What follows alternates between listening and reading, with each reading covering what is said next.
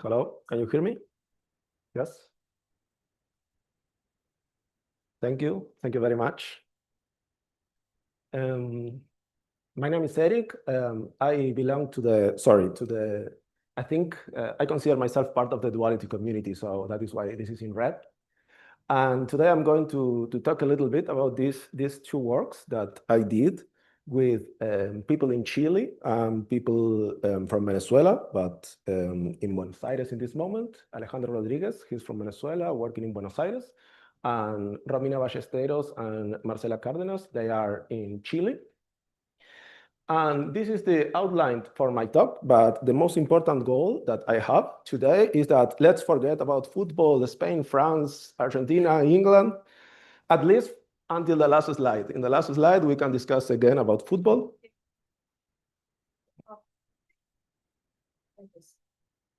Let's see. That's better. Okay. So the outline of my talk is like this. I will start with a little bit of motivation. I will talk a little bit about personal motivation because I find this interesting for these particular two works that we did. But very quickly, we will start discussing about another charges, black hole thermodynamics, and we will discuss about this tension between using the metric and using the field bind.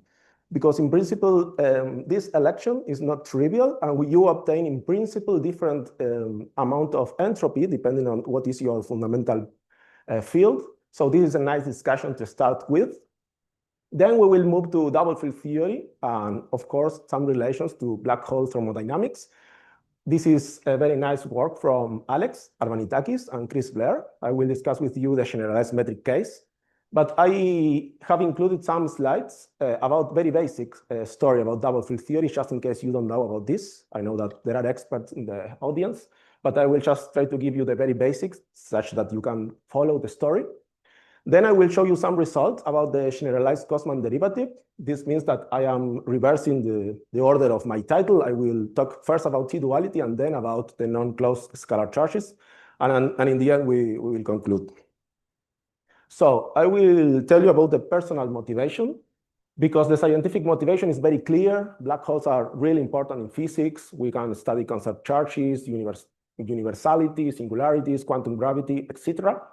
But my personal motivation to study these particular topics started from a random message that I received in this is my channel on Instagram for science communication. We have like a very huge community with 20K people. A large part of these people, they are students, PhD students, also postdocs, for example. And from time to time, we have very nice discussion. Let's say that all the works I am going to show in these slides today, they started in here because I met Romina Ballesteros from Chile through this channel. So my first conclusion of all this talk is that science communication was and is very useful for me, because it's not just to record some videos and create some posts, but also is to try to create a community and try to help each other and discuss and so on. So I think this is a very nice way. It's like a good gossip, you know. This is the way we started this series of works, and we are still working in these topics. So I think it's a very nice story to tell you. So I will start by discussing the Wald procedure to compute the entropy of a black hole. If you have a theory with diffeomorphisms invariance, you just need infinitesimal diffeomorphisms invariance.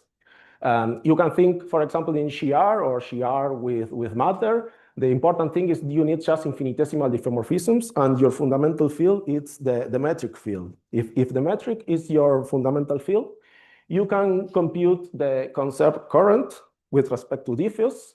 This is the symplectic potential. And you can follow this recipe by Wald. This was in the early 90s. And you can compute very easily the charge potential associated to this current. And once you integrate this charge potential, you can verify that this particular charge, the Noether charge for diffeomorphisms, is exactly related to the entropy of the black hole. And following this recipe, you can find it in a geometrical way. So the question that we have for today, the important question for this talk, is what happened in the field-bind formulation. If we follow exactly this recipe in the field-bind formulation, what do we have? Because in that case, the Lorentz symmetry that we were discussing in the previous talks, the Lorentz symmetry appears. We can rotate our field bank with Lorentz transformations, meaning that we have the diffuse current, but as well a Lorentz current, and the entropy will be, let's say, mixed in between of these two currents. So I will show you the quick idea from Jacobson and Mott, that they were the first authors presenting this nice problem, and also the solution to this nice problem. In principle, if we follow it, yeah, sorry. You say that you not necessarily expect to get the same result to different formally. Yeah. If you consider that your fundamental field is the field line and you define your spin connection and your Lorentz transformation, you have a new current, which is the Lorentz current. And in order to match exactly the entropy that you expect from the metric formalism, you need to fix a little bit your Lorentz transformation. Let's say that there are field redefinitions that we can do in the parameter in order to make the two results agree, to have an agreement between the two results. I will show you explicitly just to discuss with you. But the thing is that if you just use the same procedure as BAL, you just compute the variation and you obtain the current from only considering diffuse, then your entropy is zero. You missed your entropy because let's say that this entropy, it's being carried by the Lorentz current. The Lorentz current, it's somehow stealing you part or all your entropy. It's related partially with your question. To impose the torsion-free condition?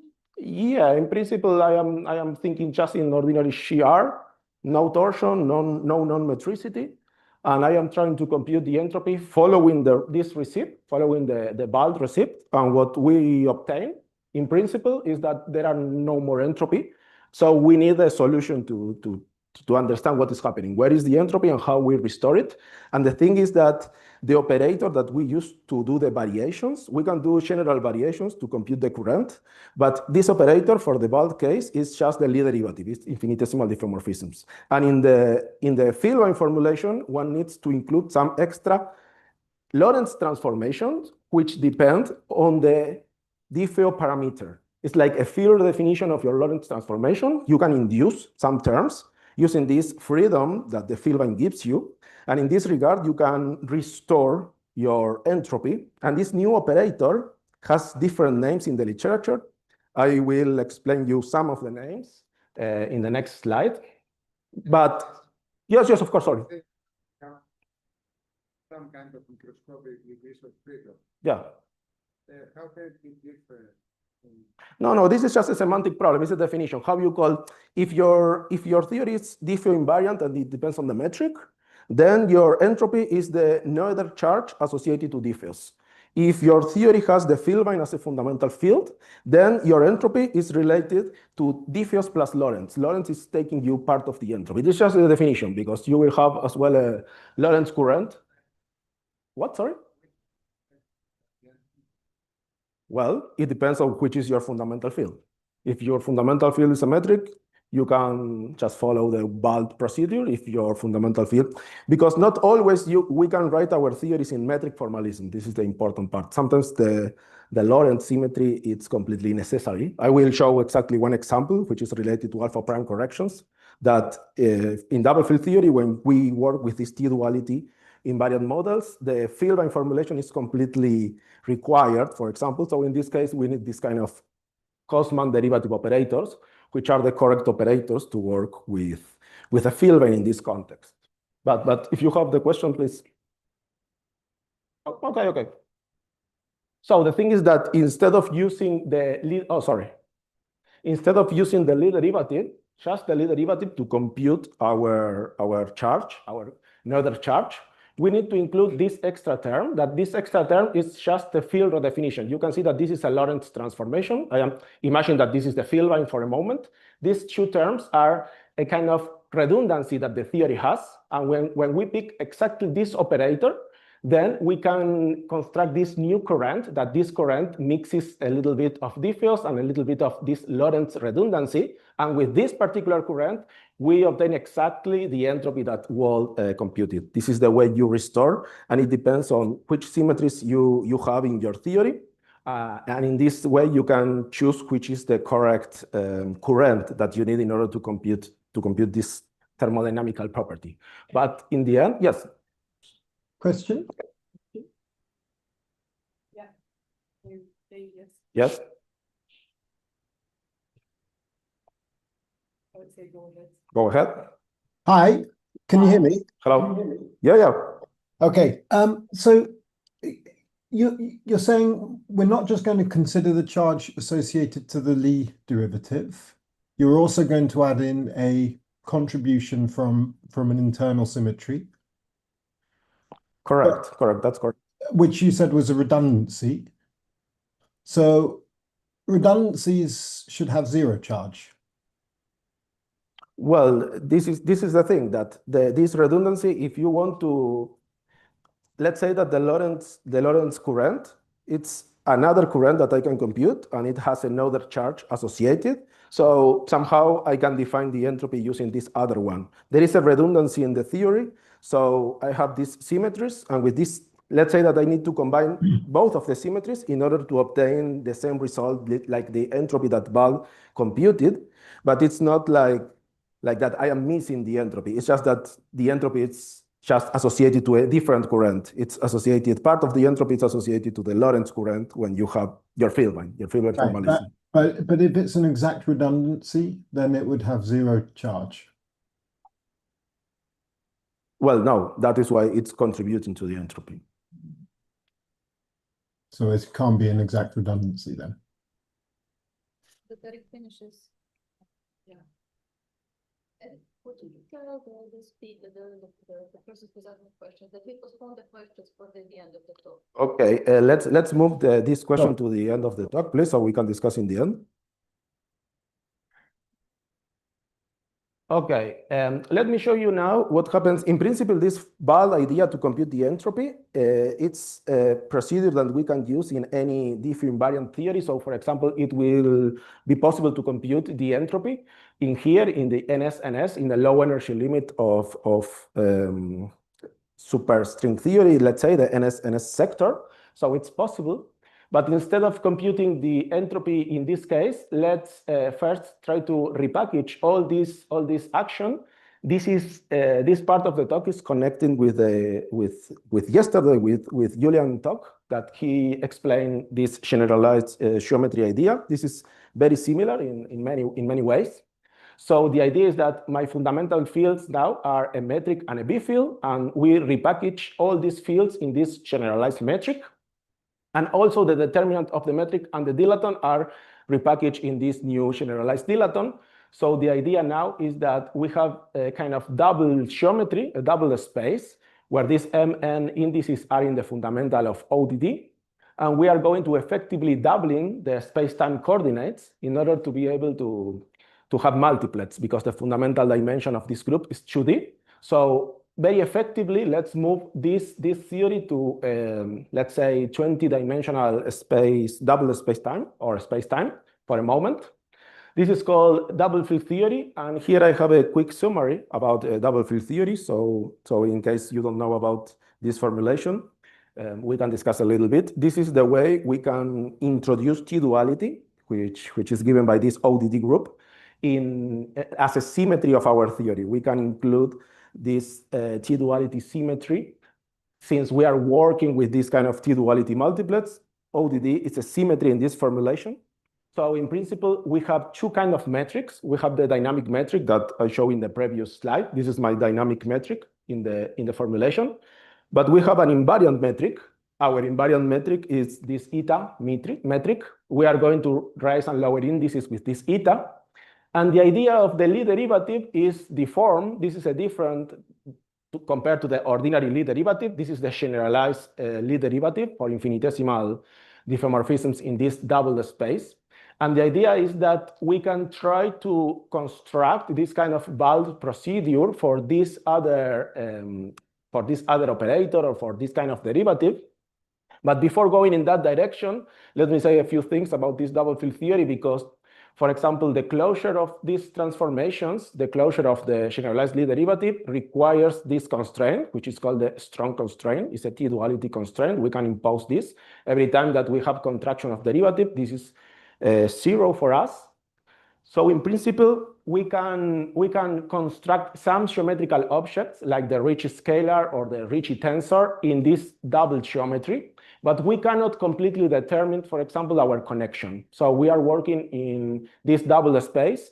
Our covariant derivative is written in terms of this connection, but this connection cannot be completely written in terms of our dynamical fields. It has some undetermined parts, but the important thing is that the Riemann tensor is not determined, but the generalized Ricci and scalar are determined. This means that in principle, this action can be written in a compact way like this.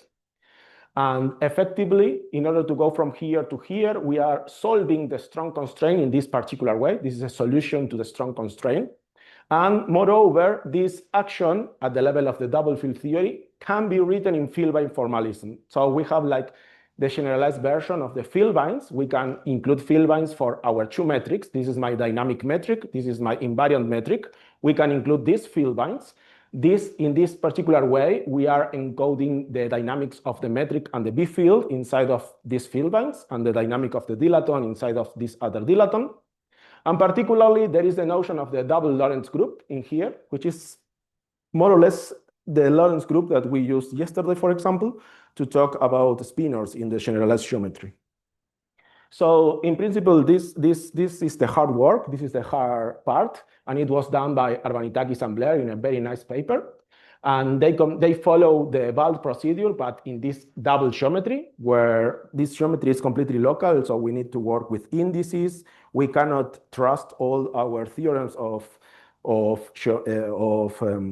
differential geometry because, for example, there is no Riemann here or the Riemann is not fully determined. So there are relations that do not apply immediately, but they manage to compute the charge associated to these new generalized diffeomorphisms, and they constructed the first law of the black hole thermodynamics for the double field theory setup. So they follow the Wald idea.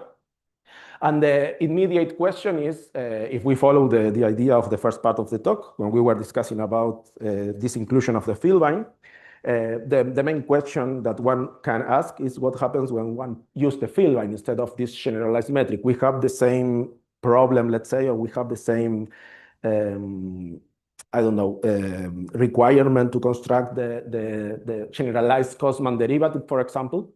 So the answer to this question is affirmative. It happens more or less the same. It's not exactly the same because we now have the B field, so there are a little bit of B field contribution as well as part of the momentum maps. Typically, when we have the Cosman derivative is constructed including this kind of compensating transformations that, for example, we can impose for Lorentz or double Lorentz in this case because we are in double field theory. And the idea is that we want to construct this particular operator satisfying these conditions. This is the equivalent conditions that we demand on CR, for example, in order to compatibilize with the Wald procedure. So we want to construct a new operator K. This K will be related to the generalized Lie derivative plus Lorentz transformations, double Lorentz transformations. Particularly, we have some conditions in order to have a compatible double Lorentz transformation regarding projections over here. But the thing is that we would like to impose these conditions, which are the equivalent conditions that we use to solve the problem in GR. So we have some alpha and beta to determine in principle. And the idea is that we try to compatibilize everything, just picking the correct factors over there. So this gives us the idea of the generalized momentum map, for example, with this compensated transformation. Particularly in double field theory, we discuss about the determined quantities or undetermined quantities, and this one is completely determined, for example. You can explicitly write it, and you can explicitly try to inspect the form of this operator. And since we have a double Lorentz group, from every field bind of double field theory, we can obtain different deformations for the Cosman derivative. And the idea is that both transformations should be exactly the same. So in double field theory, when we work in field bind formalism, we have this double Lorentz symmetry, which give us two kind of Lorentz group. That is why we have indices down and indices up. So the idea is to make them compatible. We use a gauge fixing, and the gauge fixing for this particular case is given in this way. Here there is a gauge field as well, because we did this for the heterotic case. That is why the gauge field appears as well. So the idea is that in double field theory, for example, there is this necessity of using the Filbine formulation for the alpha prime corrections. So double field theory has been very successful to study this kind of alpha prime corrections, higher derivative terms to several quantities like action, transformations, and so on. So the idea is to try to explore new deformations of this Cosman derivative emerging from this setup. And very recently, I'm on 0, right? Yes, but for discussion, because there were also questions. Okay. Just a very quick comment on what we can expect from these alpha prime corrections. The thing is that, from these alpha prime corrections, in double field theory, we have this Filbine, which replaces the ordinary Filbine and the B field. And in heterotic supergravity, in the low energy limit of string theory, we have this Green-Schwarz mechanism, which is extremely important in order to, for example, have the anomaly under control, the gauge anomaly of the heterotic supergravity.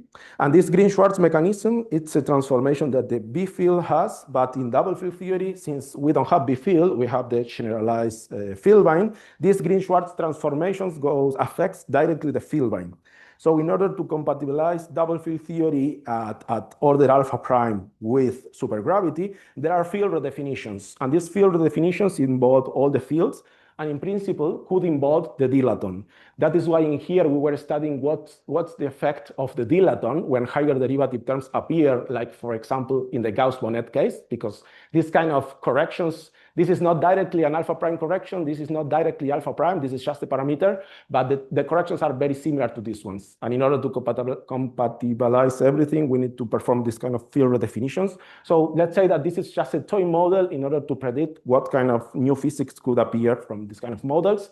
And the main thing is that there are particular terms that do not allow us to have a two-form potential, for example, like breaking this closure in the potential. And that is why, in principle, we expect this kind of behavior when we study black hole thermodynamics for heterotic black holes with alpha prime corrections. And I am skipping this. I am going directly to the conclusions of this talk. In principle, my first conclusion, that science communication was very useful for me because all these ideas started from Instagram.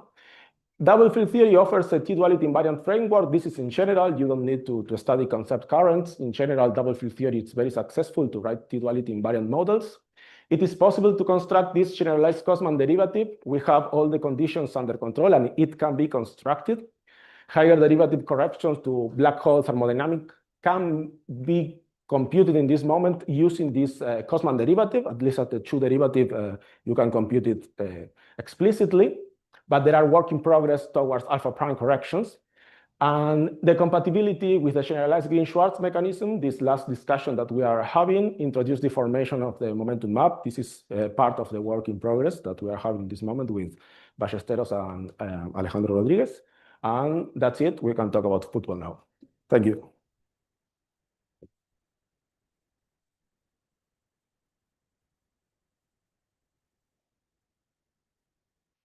Could we ask? Perhaps we can discuss later because I think it's not just a question, right? It's the previous one. I don't think so. I think we can discuss. Then if he has more questions. Okay. Is there any online question?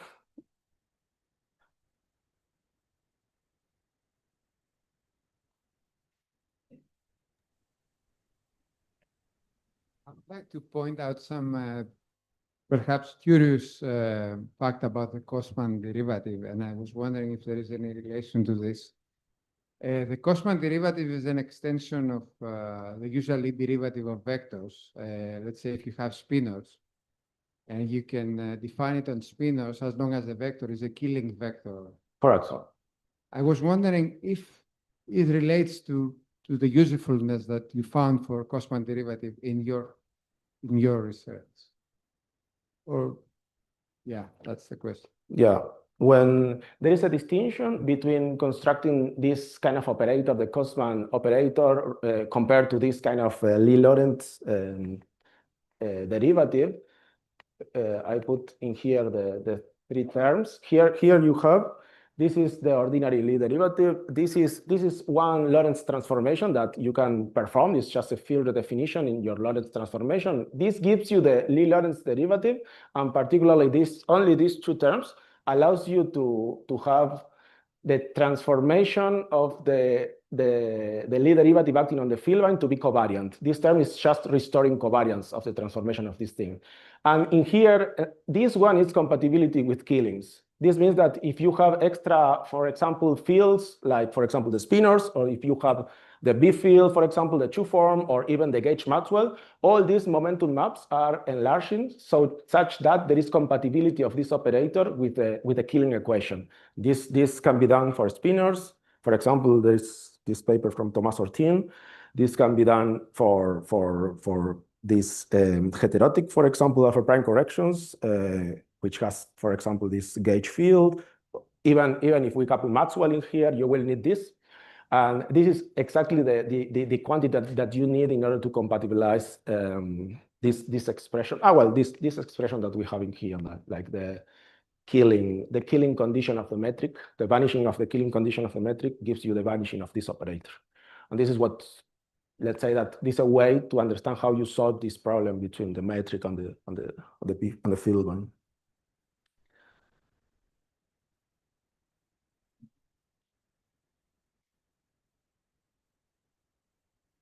So then we thank Eric again.